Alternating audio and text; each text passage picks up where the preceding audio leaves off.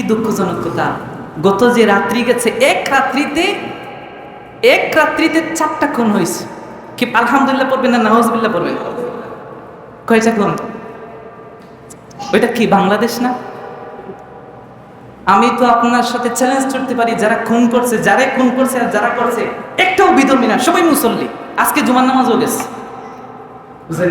ও কি করতে আজকে জুমার নামাজে? আল্লাহ বলছেন, মান কাতালা নাফসান বিগাইরি নাফসিন আও ফাসাদিন ফিল আরদ ফাকান্নামা কাতালান নাস জামিয়া। কেউ যদি একটা প্রাণকে হত্যা করে, কয়টা? আল্লাহ বলছেন সমস্ত প্রাণীকে হত্যা করলে যেই গুনাহ হবে, একজনকে গুনাহ খুন করার কারণে এই গুনাহ হবে। নাউজুবিল্লাহ বলে। চাঁদা দেয় না এর জন্য মেরে ফেলে। গাজীপুরে গত রাত্রিতে একটা হয়েছে, সিলেটে 2টা হয়েছে, নাটোরে একটা। এটা হচ্ছে সোনার বাংলাদেশ। এই বাংলাদেশের 92% মুসলমান। এর জন্য এটা কিসের জন্য হয়েছে জানেন? এটা 1 নাম্বার হচ্ছে হালাল হারাম আমরা বুঝি না, মানি না, এই একটাই কারণ। হালাল, আচ্ছা চাঁদাবাজি করে যে খায়, আচ্ছা বলেন যে চাঁদাবাজি করে ও কি বুকে হাত দিয়ে বলতে পারবে যে ওর সন্তান কখনো বুকে হাত দিয়ে বলতে পারবে আমার ভালো মাকে, আমার বাবা মাকে হালাল খাওয়াইছে? বুঝেন না এই কথা? দালাল চিনেন? দালাল বাজারে এগুলো তো আপনারা ভালো বুঝবেন। গরু বিক্রি হবে 50,000, সে গরুর মধ্যে গিয়ে দাম না 5 টাকা কম দিয়ে আছে না নাই? ওই যে দালাল যেগুলো আছে, ওই দালালি বেরো, ওই কিন্তু পরে এসে বলবে আমি বিক্রি করে দিই, আমার তো একটা আছে না নাই? আচ্ছা, ওর ছেলে কি কখনো বুকে হাত দিয়ে বলতে পারেন আমার বাবা আমাকে হালাল খাওয়াইছে? কথা বলেন, পারবে? তাহলে আপনি আমি তো মুমিন মুসলমান। আমাদের কিয়ামতের ময়দানে আমি সবসময় একটা কথা বলি, কিয়ামতের ময়দানে যদি কোনো হিন্দু দাঁড়িয়ে যদি বলে, আল্লাহ বলেন যা জাহান্নামে যা, হিন্দু কোথায় যাবে? কেন তো ইমানদার না, যাবে কোথায়? সে যদি বলে আল্লাহ আমাকে জাহান্নামে পাঠাইবেন কেন? তিনি বলবেন তুমি তো ঈমান আনো নাই। সে যদি বলে আল্লাহ ঈমান আনি নেই, ভালো কথা, আপনি আমাকে একটা ঈমানদারের গরুর জন্ম দিলেই তো পারতেন। তার কথার মধ্যে লজিক আছে না নেই? আপনি আমাকে একটা ঈমানদারের গরুর জন্ম দিলেই তো আজকে আমি জান্নাতে যাই। কিন্তু আপনি আমাকে দিয়েছেন বিধর্মীর করে জন্ম, আবার বলছেন জাহান্নামে যাইবেন। কিন্তু আল্লাহ আমি তো কোরআন বুঝি না, কোরআন পড়িও না, পড়তেও পারি না, কিন্তু আমরা তো মনে করেছি, এটা শুধু এইটা আমার কথা না, এটা বর্তমান হিন্দুরা ওদের স্পষ্ট কথা যে আমরা মুমিনদের কোরআন চিনি না, ওদের এই যে কোরআন এটা আমরা চিনি না, এটা আমরা পড়তে পারি না, কিন্তু আমরা মনে করি মুমিনদের চলাফেরা, তার জীবন চরিত্রটাই হচ্ছে কোরআন। ওরা মনে করে যে মুমিন এই কোরআনের বাহিরে কাজ করতে পারে। কিন্তু বলেন তো, কোনো হিন্দু যদি কিয়ামতে দাঁড়িয়ে বলে আল্লাহ সমাজের চাঁদাবাজি যেটা হয়েছে, সিংহভাগ করছে আমি দেখছি মুমিনরা, খুন খারাপি যেটা সবটা মুমিন করছে, সুদ ঘুষ সেগুলো যারা খাইছে, সিংহভাগ কারা খাইছে, সবগুলো পাক্কা মুমিন মুসলমান দাবিদার, দাঁড়িয়েও আছে, নামাজও পড়ে। কি বলেন উনি জান্নাতে যাবে? একটু জোরে বলেন, পারবে জান্নাতে যেতে? তো হিন্দুরা যদি অভিযোগ করে আপনি আমি তো আটকা পড়ে যাব। তা আপনি বলতে পারবেন না ইমাম সাহেব একটা রাখছিলাম, ওরে কোনোদিন আমাকে বলেও নাই হালাল হারাম কি, আমি কিন্তু আজকে বলে দিচ্ছি। কথা বুঝতে পারছেন? আপনি কিয়ামতের ময়দানে আমাকে নিয়ে দাঁড়াইলে আমি তো আমার তো বলি নেই, গত জুমায় না এর আগের জুমায় বলেছি, নূহ আলাইহিস সালামকে আল্লাহ ডাকবেন, নূহ হাল বাল্লাগতা রিসালাতি, তুমি কি আমার বিধান পাঠাইছো ঠিকঠাক মতো? তিনি বলবেন হ্যাঁ। উম্মতরা বলবেন না, কে বলে নূহ আসেই নেই। তেমনও তো মুসল্লি আসে কিয়ামতের দিন বলি ইমাম সাহেব এগুলো বলেই নেই, আছে না নেই? ওই দিন আমরা সাক্ষ্য দেবো, এর জন্য আমি আমার জায়গা থেকে বলে দিলাম। সম্মানিত হাজিরিন, আমরা প্রতি জুমার ন্যায় আজ নির্দিষ্ট একটা বিষয়কে নিয়ে আমরা কথা শোনার চেষ্টা করব ইনশাআল্লাহ। আজ যে বিষয়টা নিয়ে আমরা কথা বলবো সেটা হলো পবিত্র কোরআনুল কারীমের 2 নম্বর সূরা, সূরাতুল বাকারার 168 নম্বর আয়াতের আলোকে আমি এই আয়াতে কারিমা আপনাদের সামনে তেলাওয়াত করেছি। আয়াতে কারিমার মধ্যে আল্লাহ রাব্বুল আলামিন কি বলছেন, প্রথমেই তার বাংলা সরল তরজমা, তারপরই এই আয়াতের উপরে ডিপেন্ড করে বিস্তারিত কিছু আলোচনা শোনার প্রয়াস পাবো ইনশাআল্লাহ। ইরশাদ হচ্ছে, ইয়া আইয়ুহান নাস, হে মানব জাতি, হে মানব মণ্ডলী। আল্লাহ সমস্ত মানুষকে অ্যাড্রেসিং করেছেন, প্রত্যেককে মেনশন করে বলছেন, কুলু মিম্মা ফিল আরদ, তোমরা বক্ষণ করো, তোমরা আহার গ্রহণ করো, তোমরা খাও যা আল্লাহর পক্ষ থেকে এসেছে, হালালান তাইয়্যিবা, হালাল পবিত্র বস্তু। আল্লাহ বলছেন ওয়ালা তাত্তাবিউ খুতুওয়াতিশ শাইতান, আর তোমরা শয়তানের পদাঙ্ক অনুসরণ করো না। ইন্নাহু লাকুম আদুউম মুবিন, নিশ্চয়ই শয়তান হচ্ছে তোমাদের প্রকাশ্য শত্রু।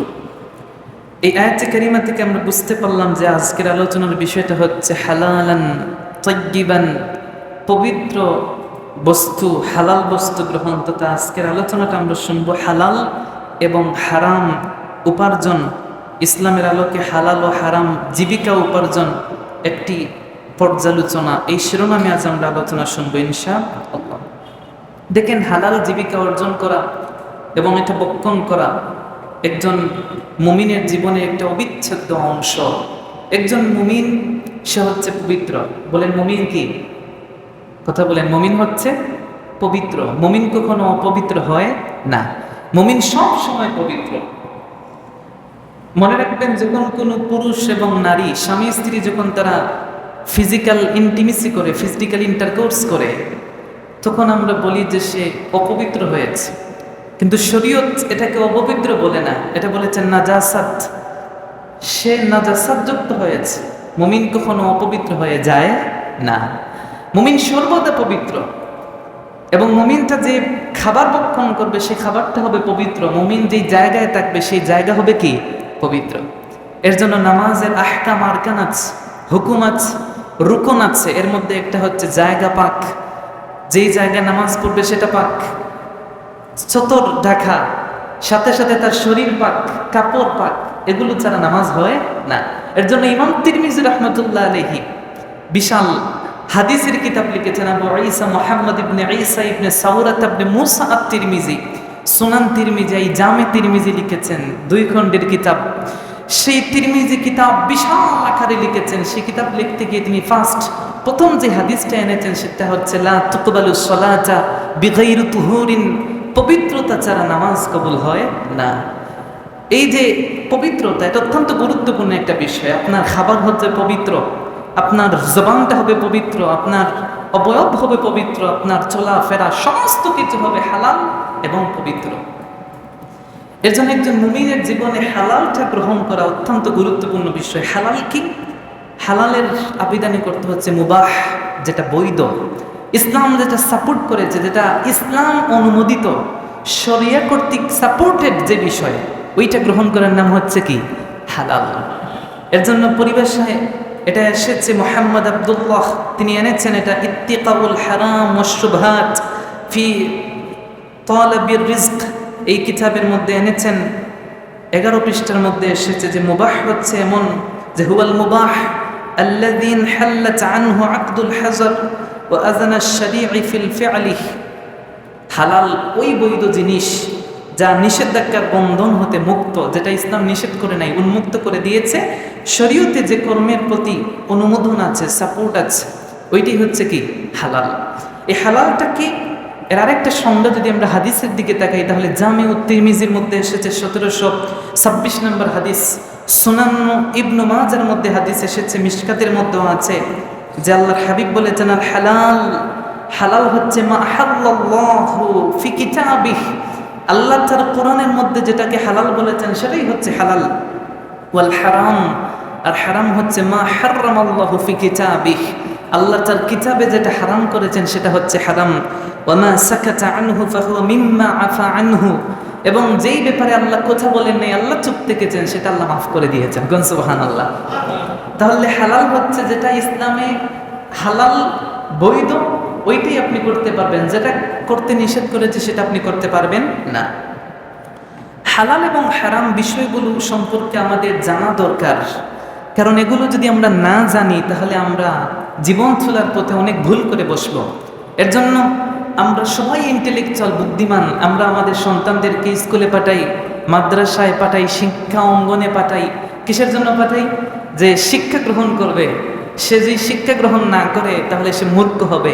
আপনি আপনার সন্তানকে বলেন, বাবা তুমি স্কুলে যাও, শিক্ষা প্রতিষ্ঠানে যাও, সেখানে গিয়ে লেখাপড়া করে তুমি মানুষ হও, ঠিক কিনা বলেন?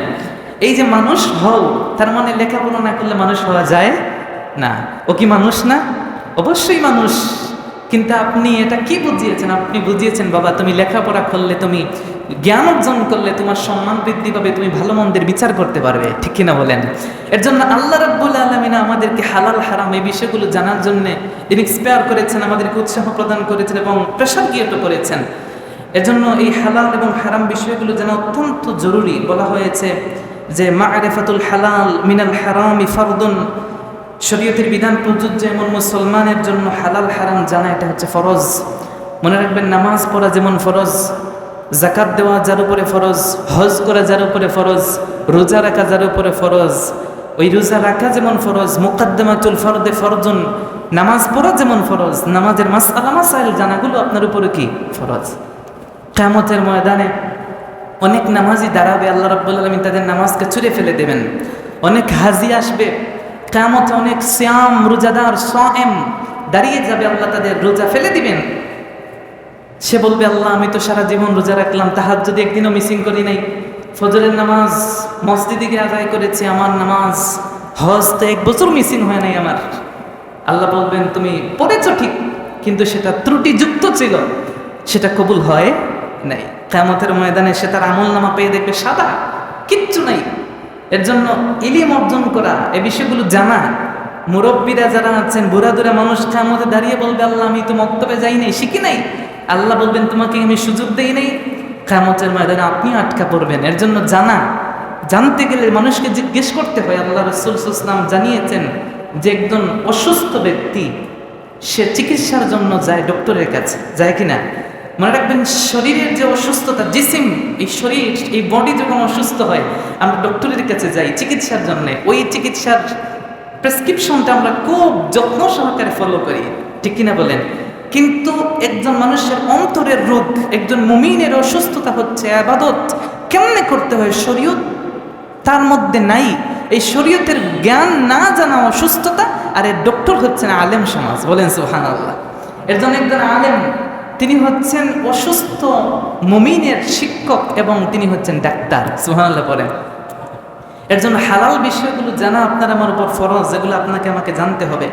হালাল জীবিকা উপার্জন করা অত্যন্ত গুরুত্বপূর্ণ, কারণ একজন ব্যক্তি যখন হালাল রিজিকটা গ্রহণ করবে, তার পোশাক পরিচ্ছদ হালাল হবে, তার খাবার দাবার, তার বিছানা, যেই জায়গায় সে শয়ন হয়, ঘুমায়, বিশ্রাম গ্রহণ করে, সেটা হালাল হবে। তার সন্তান সন্ততি সে লালন পালন করবে হালাল খাদ্য খাওয়িয়ে, ওটাও হালাল থাকতে হবে। তার চলাফেরা, উঠা বসা, কথাবার্তা সব হালাল। হারামের মধ্যে যদি কোনো কিছু থাকে, ওইটা আল্লাহ গ্রহণ করবেন না। এর জন্য আল্লাহ রাব্বুল আলামিন পবিত্র কোরআনুল কারীমের মধ্যে বলেছেন, মুমিন যারা নিজেকে বিলিভার, ইমানদার দাবি করে, এই পৃথিবীর মধ্যে একজন মুমিন যিনি আল্লাহ রাব্বুল আলামিনের কাছে কবরের মধ্যে গিয়ে মুমিন হিসেবে নিজেকে সার্টিফাই করবেন, তার সম্পর্কে আল্লাহ রাব্বুল আলামিন বলেছেন সূরাতুল নূরের 24 নম্বর সূরা 51 নম্বর আয়াতের মধ্যে আল্লাহ বলেন, ইন্নামা কানা কাওলাল মুমিনিনা ইযা দুউ ইলাল্লাহি ওয়া রাসূলিহি লিয়াহকুমা বাইনাহুম আন ইয়াকুলু সামি'না ওয়া আতা'না ওয়া উলাইকা হুমুল মুফলিহুন। আল্লাহ রাব্বুল আলামিন বলেন, ইন্নামা, নিশ্চয়ই যারা কানা কাওলাল মুমিনিন, নিজেকে মুমিন বলে, অনেক বড় গলায় বলে আমি মুমিন। আমাদের সমাজে আছে না, নামাজ পড়ে না, রোজা রাখে না, সুদ ঘুষের সাথে, এ প্রফেশনাল সুদকুর ঘুষখোর, সবাই জানে এলাকার, কিন্তু তাকে আপনি অমুসলিম বলতে পারবেন? একটু কথা বলেন, পারবেন না তো, সে আপনাকে ধরবে।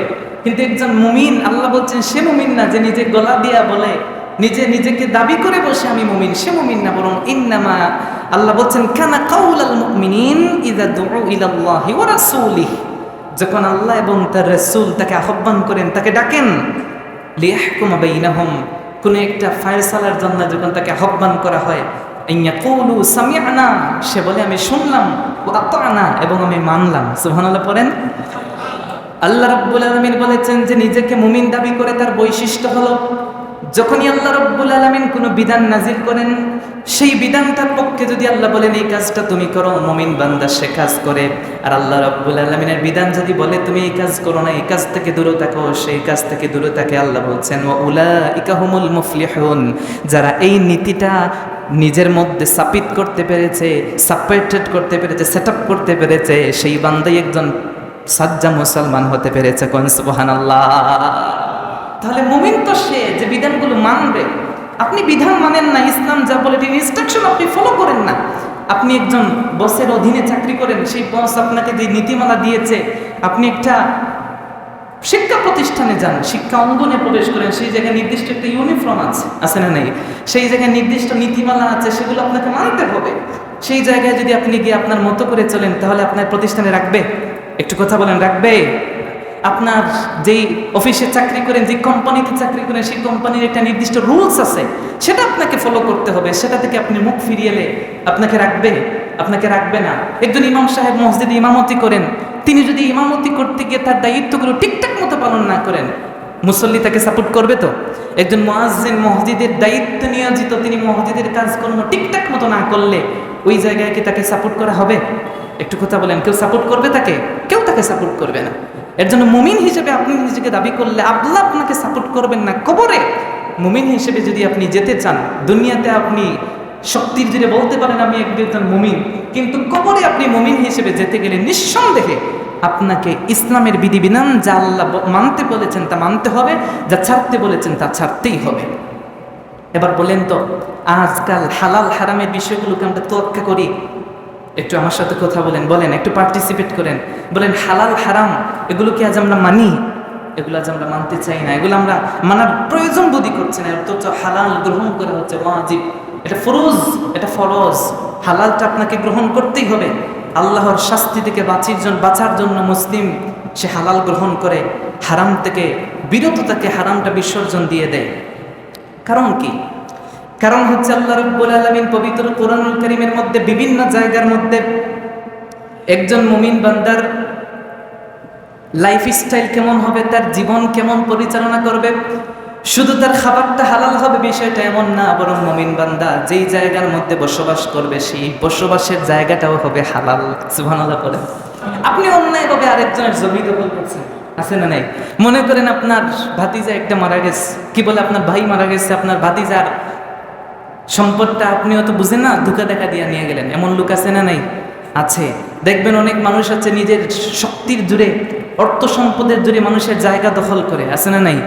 এই যে মানুষের মধ্যে এই যে টেন্ডেন্সি আছে, সে কেন আছে? কারণ সে এই যে ইসলামের ইনস্ট্রাকশন সেটা মানছে না। ইসলাম তাকে যে ফর্মুলা দিয়েছে, ইসলাম তাকে যেই লেভেলের একটা পথ বাতিয়ে দিয়েছে, সেটা সে মানে না।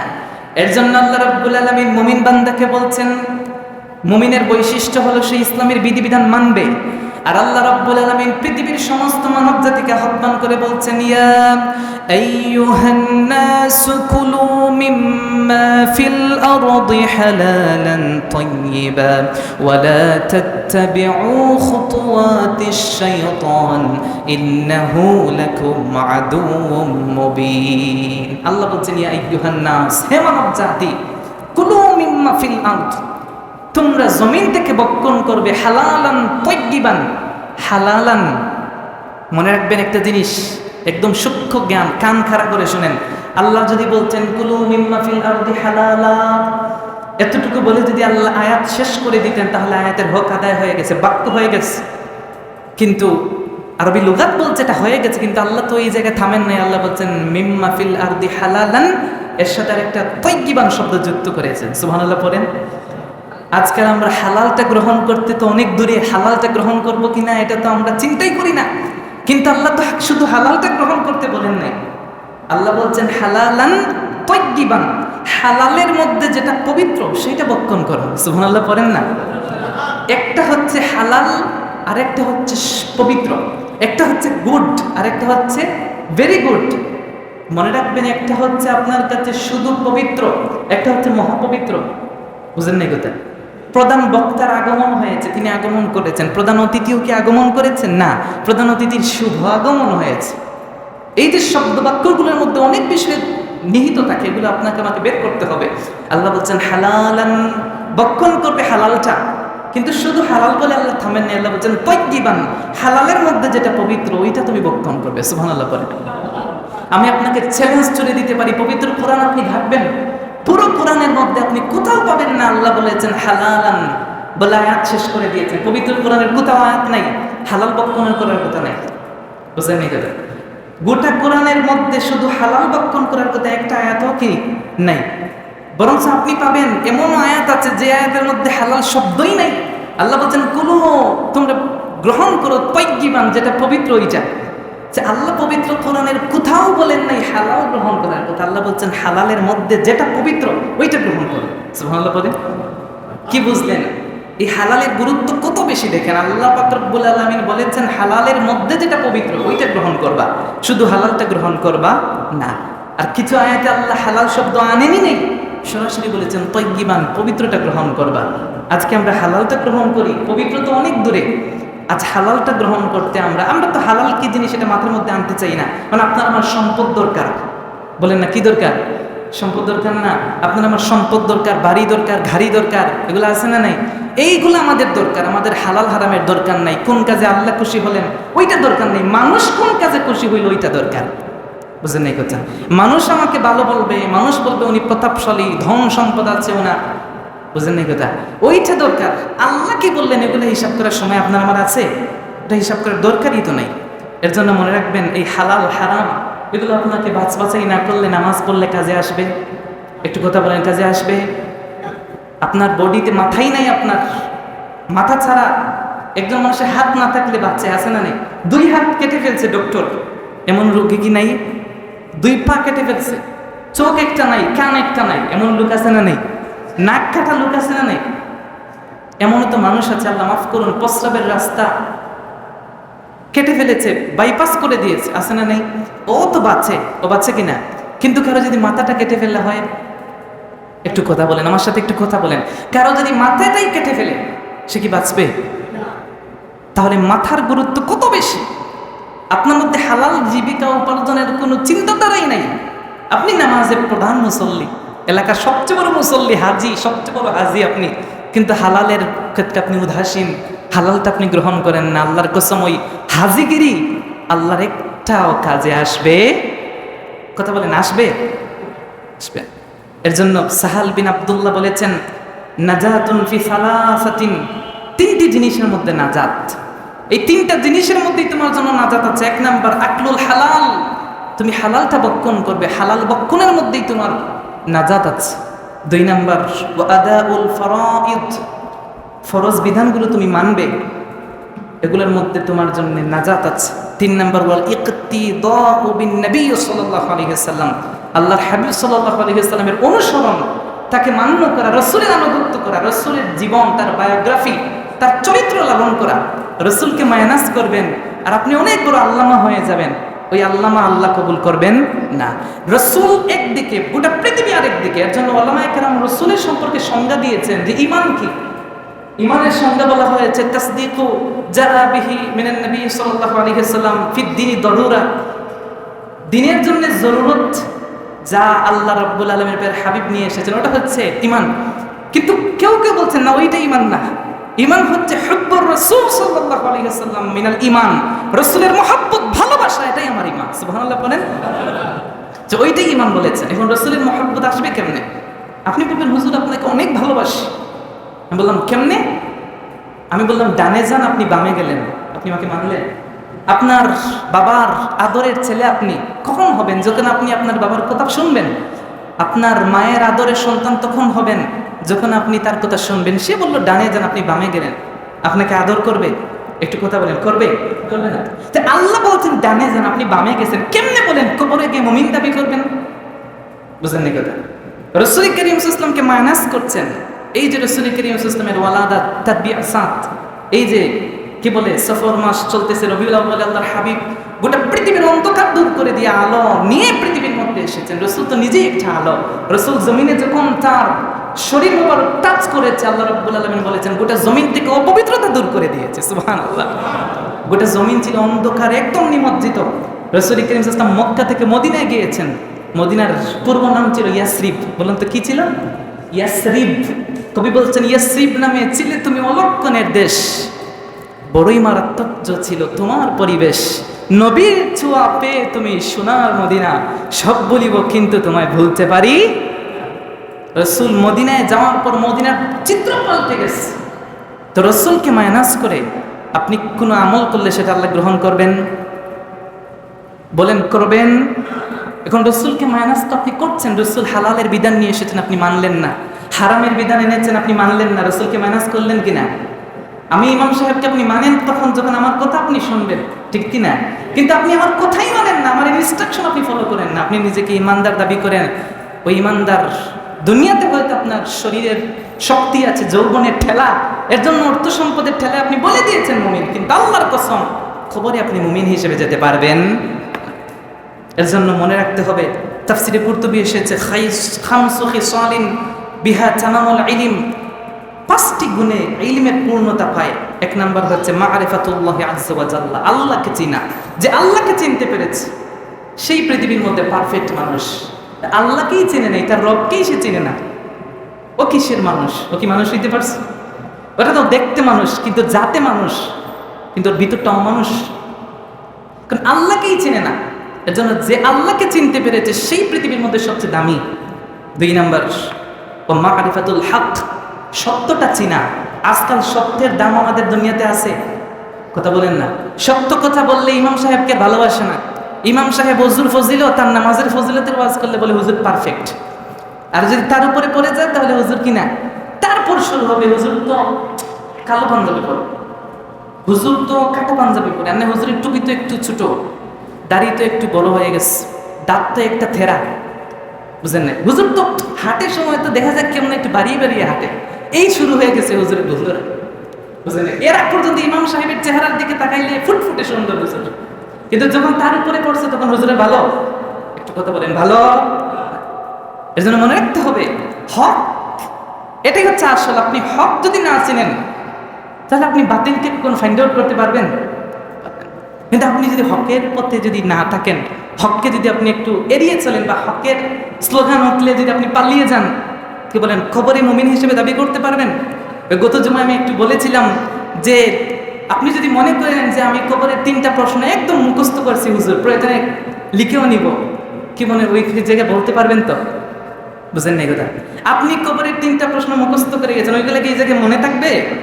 ওই জায়গায় তো ইমান কেমন, আমল কেমন, আপনি মুমিন কিনা ওইটার উপরে ডিপেন্ড করে আপনি জবাব দিবেন। ওই জায়গায় মুখস্থ করে যাওয়ার কিছু হইব?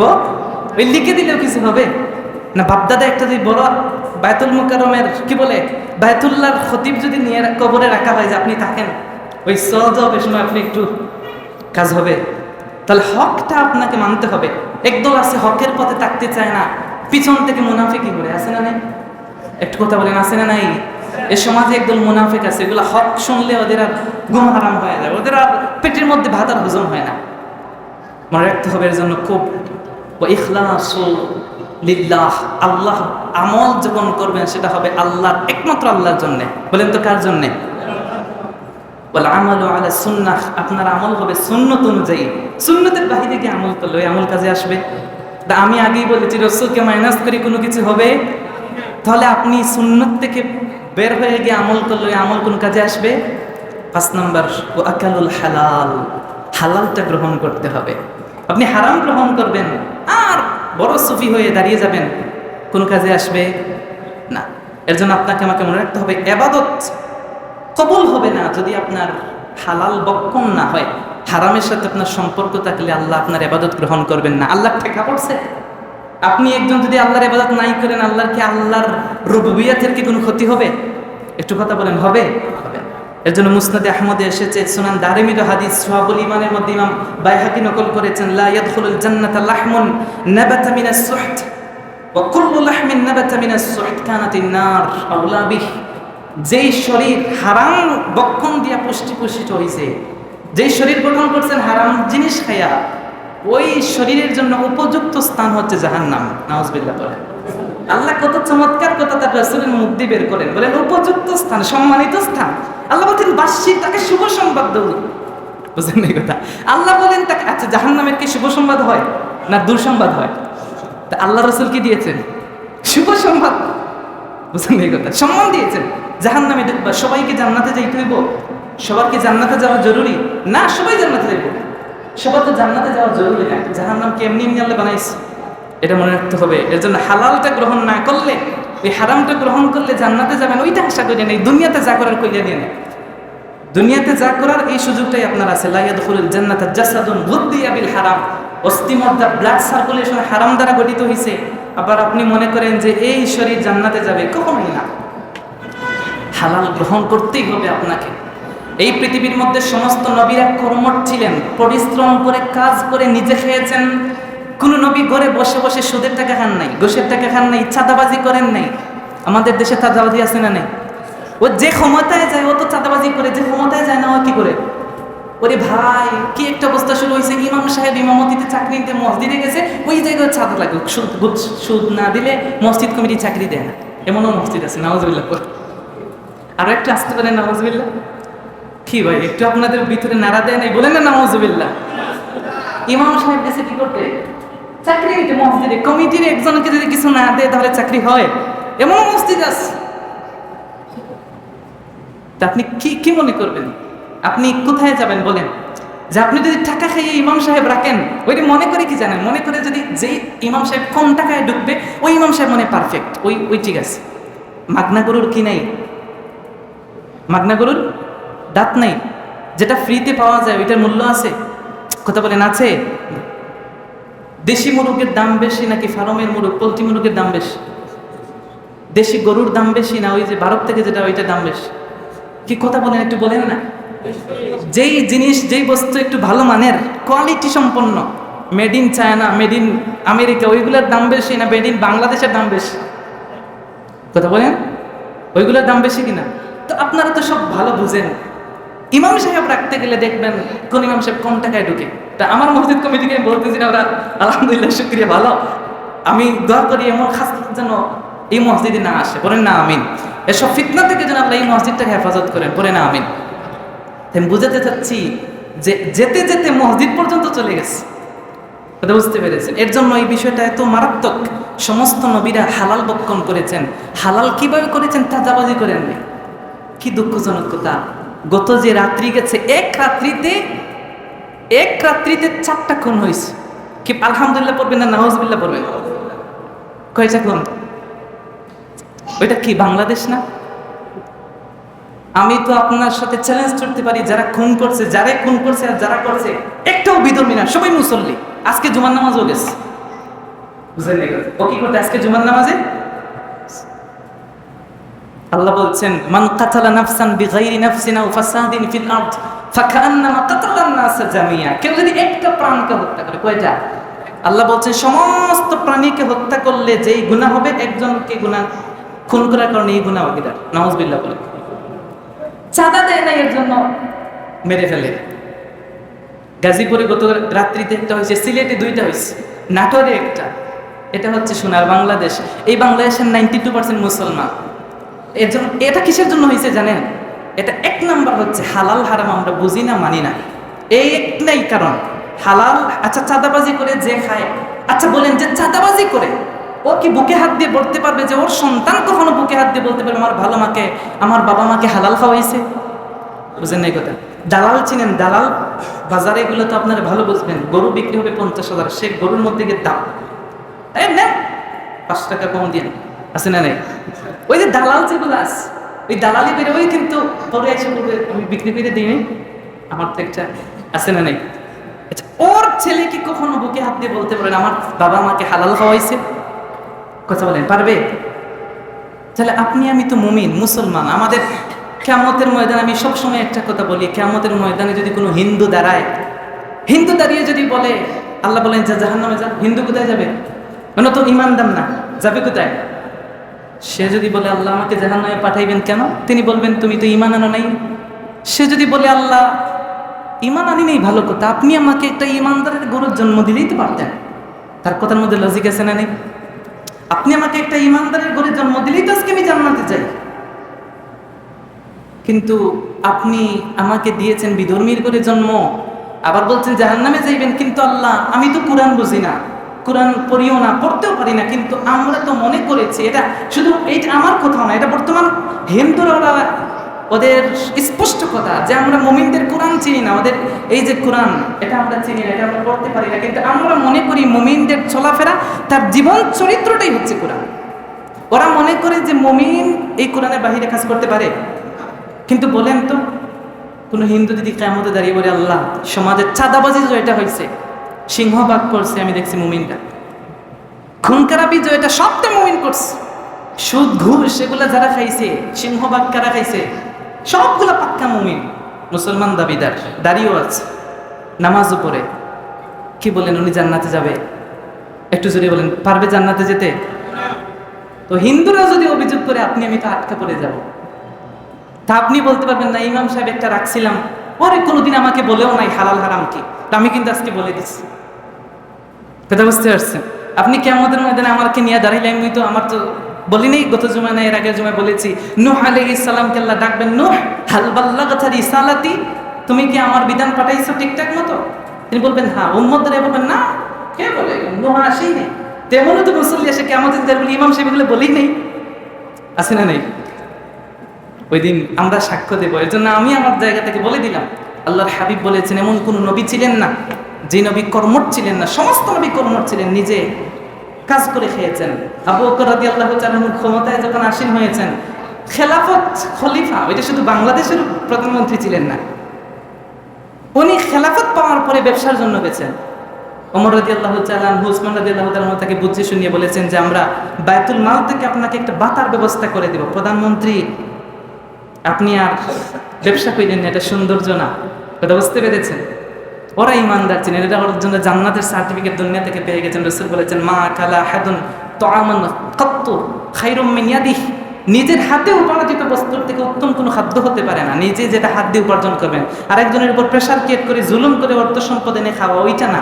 নিজের কর্ম করে শরীরের ঘাম জড়িয়ে খাওয়া, এর থেকে উত্তম কোনো খাবার নাই। ওয়া ইন্নান নাবিয়াল্লাহি দাউদ আলাইহিস সালাম, আল্লাহর হাবিব সাল্লাল্লাহু আলাইহি ওয়াসাল্লাম বলেছেন দাউদ আলাইহিস সালাম ছিলেন এমন যে কানা ইয়াকুলু মিন ইয়াদিহি, তিনি নিজ হাতে কর্মঠ ছিলেন, নিজ হাতে পরিশ্রম করে উপার্জন করে তারপরে খেতেন। এই পৃথিবীর মধ্যে সমস্ত নবীরা তারা ছিলেন কর্মঠ, কোনো নবী বসে বসে চাঁদাবাজি করে খান নাই, ভাতিজার সম্পদ অন্যায়ভাবে ভোগ করেন নাই, বাটফারি সিটারি কইরা কোনো নবী অর্থ সম্পদ ভোগ করেন নাই। রাসূলের ঘরে 3 দিন 4 দিন পর্যন্ত চুলায় আগুন ধরে নাই। তো ওরা আপনাকে যে বিধান দিয়েছেন নবী হিসেবে, ওইটা আপনি মানলেন না, নিজেকে সুফি দাবি করলেন, বড় ইমানদার, কাজে আসবে তো? কোনো কাজে আসবে না। এর জন্য আপনি আমাকে যদি বলেন হুজুর আমি হালাল জীবিকা কিভাবে উপার্জন করবো, আমি সংক্ষেপে বলবো, 1 নাম্বার, আপনি হালাল জীবিকা উপার্জন করতে গেলে তাকওয়া অর্জন করতে হবে, আর পরকালের ভয় রাখতে হবে। আমি সবসময় একটা কথা বলি, পবিত্র কোরআনে যদি কোনো আয়াত নাজিল না হতো, গোটা কোরআনের 6666টা আয়াত যদি নাজিল না হয়ে কেবলমাত্র পবিত্র কোরআনুল কারীমের সূরাতুজ জারিয়াত 40 নম্বর সূরার কি বলে, পবিত্র কোরআনুল কারীমের সূরাতুজ জারিয়াত 40 এবং 41 নম্বর আয়াত, এই 2টা আয়াত যদি নাজিল হতো, আর কোরআনের কোনো একটা আয়াত যদি নাজিল না হতো, আমি বলেছি এটাই পারফেক্ট ছিল। এটা আমার মত। তার কারণ কি? আল্লাহ বলছেন ওয়া আম্মা মান খাফা মাকাম রাব্বিহি ওয়া নাহান নাফসা আনিল হাওয়া ফাইন্নাল জান্নাতা হিয়াল মাওয়া। আল্লাহ বলছেন ওয়া আম্মা মান খাফা, যে ব্যক্তি ভয় পায় মাকাম রাব্বিহি, তার রবের সামনে দাঁড়ানোটা। আপনাকে আমাকে দাঁড়াতে হবে কার সামনে? সবাই আল্লাহর সামনে দাঁড়াতে হবে। আমরা গত 2 জুমায় একদম ব্যাখ্যা করে বলেছি। তাহলে আল্লাহর সামনে দাঁড়াতে হবে, এই ভয় যে করে মাকাম রাব্বিহি, তার রবের সামনে থেকে দাঁড়াতে হবে। এর জন্য আমি সুযোগ পেলে বলি যে আপনার সন্তান কি করে না করে এটা আপনার দেখা দরকার। এর জন্য আমরা তো ব্যস্ত, দুনিয়া নিয়ে এত ব্যস্ত হয়ে গেছি যে সন্তানের সাথে বসে একসাথে খাবার খাওয়ার সময় হয় না। হয় অনেক পরিবার আছে মনে হয় সপ্তাহে একদিনের সন্তান পরিবার নিয়ে একসাথে বসে খাইতে পারে না। এর জন্য আমি বলি অন্তত পক্ষে রাত্রিতে সন্তানকে নিয়ে খাবেন, সন্তানকে বলবেন যে প্রতি রাত্রিতে আমার সাথে বসে এক টেবিলে খাইতে হইব। বুঝতে পেরেছেন? সন্তানকে নিয়ে এক ওয়াক্ত হলেও একসাথে বসে পরিবারের সবাইকে নিয়ে খাবেন। খেতে বসে ওকে জিজ্ঞেস করবেন সারাদিন কি করছে, নামাজ কয় ওয়াক্ত পড়ছে, ওর বন্ধু কে কে আছে এগুলো লিস্ট করবেন। বন্ধুদের সাথে আপনি ফোনে কথা বলবেন, আকাম কুকাম কিছু করতেছে কিনা ওইটা খেয়াল রাখতে হইব। ওইটা আপনি বাবা হিসেবে এটা আপনার দায়িত্ব। যে ব্যক্তি আল্লাহর সামনে দাঁড়ানোটাকে ভয় করে, সন্তান যখন খেয়াল করবে রে দিন শেষে তো আমার বাবার সামনে গিয়ে খেতে বসতে হইব। বাবা যখন, আল্লাহ তো বাবা মায়ের অন্তরটা এমন দিয়েছেন সন্তানের চোখ দিয়ে তাকালে সব বলে ফেলতে পারে। সুবহানাল্লাহ বলেন। ওইটা তো অনেক দূর। মা তো সন্তানকে না দেখলেও সন্তানের কোনো বিপদ হলে বলতে পারে কিনা। কথা হচ্ছে আল্লাহর সামনে দাঁড়াতে হবে, এই ভয় যদি থাকে যে দিন শেষ আমাকে আল্লাহর সামনে যেতে হবে। আল্লাহ বলছেন ওয়ানাহান নাফসা আনিল হাওয়া। আর 2 নম্বর কথা হচ্ছে এই নফস, হাওয়া, প্রবৃত্তি পূজা, অন্যায় কাজ থেকে বিরত রাখবে। শর্ত হচ্ছে কয়টা? একটা হচ্ছে আল্লাহর সামনে দাঁড়ানোটাকে ভয় করে, 2 নম্বর হচ্ছে নফসটাকে গুনাহ থেকে বাঁচিয়ে রাখে। আল্লাহ বলছেন ফাইনাল জান্নাতা হিয়াল মাওয়া, তার জন্যই আল্লাহ জান্নাত রেখেছেন। আরো আসতে বলেন সুবহানাল্লাহ। তাহলে আমি সবসময় বলি আর কিছু লাগবে না, আপনার ভিতরে যদি ভয় থাকে যে আমি কোন পথে আয় করতেছি আর কোন পথে ব্যয় করতেছি, এর হিসাব তো আল্লাহর কাছে দিতে হবে, এতটুকু যদি আপনার মাইন্ডে সেট আপ থাকে, তাহলে তো আপনি মনেই করেছেন যে আমাকে দিন শেষে আল্লাহর সামনে দাঁড়াতে হবে। যখন আল্লাহ জিজ্ঞেস করবেন তখন আমি জবাব দিতে পারবো না, জবাব দিতে না পারলে আমার জায়গা হবে কোথায়? আরো একটু আসতে বলেন, আরো একটু আসতে বলেন। জাহান্নাম জীবনে নাম শুনেন নাই? ওটা দুজক, নার, আগুন। ওইটার মধ্যে গেলে শুধু আরাম আর আরাম, এটার মধ্যে শুধু আরাম। এর জন্য আল্লাহ রাব্বুল আলামিন বলেছেন বাশশির ফাবাশশির, তাদেরকে শুভ সংবাদ দেন। জাহান্নামের শুভ সংবাদ দিয়েছেন আল্লাহ। কারণ সবারই তো জান্নাতে যাওয়ার দরকার আছে, সবাইকে জান্নাতে যাওয়ার দরকার হইলে লাইফস্টাইল জান্নাতি হইতে। এর জন্য আপনাকে আমাকে আমি সংক্ষেপে বললাম, বিশদ আলোচনা ছিল যে পৃথিবীর মধ্যে যদি আপনি মনে করেন এই দুনিয়াটা স্থায়ী, তাহলে আপনি যা ইচ্ছা তা করতে পারেন। আজকের পর থেকে আপনি উন্মুক্ত, আপনার জন্য কোনো ধারাবাধা নেই। আপনি যদি মনে করেন এই দুনিয়াটাই স্থায়ী, কোনো হিসাব নিকাশ হবে না, তাহলে সমস্যা নেই, আপনার যা ইচ্ছা আপনি তা করতে পারেন। কিন্তু যদি আপনি মনে করেন না দুনিয়াটা শেষ না, আমি সংক্ষেপে একটা কথা বলি, এই দুনিয়াতে আমরা এসেছিলাম কেন জানেন? মাজরাতুল আখেরা। আমরা এসেছিলাম এই দুনিয়াতে যে আখেরাতে গিয়ে আল্লাহকে হিসাব দিব। সংক্ষেপে বলি, আপনার সন্তানকে আপনি স্কুলে পাঠান না, শিক্ষা অঙ্গনে প্রতিষ্ঠানে পাঠান। কেন পাঠান? পাঠানোর সময় বলেন বাবা কষ্ট করো, এখন যদি কষ্ট করো ভবিষ্যতে সুখে খাইবা।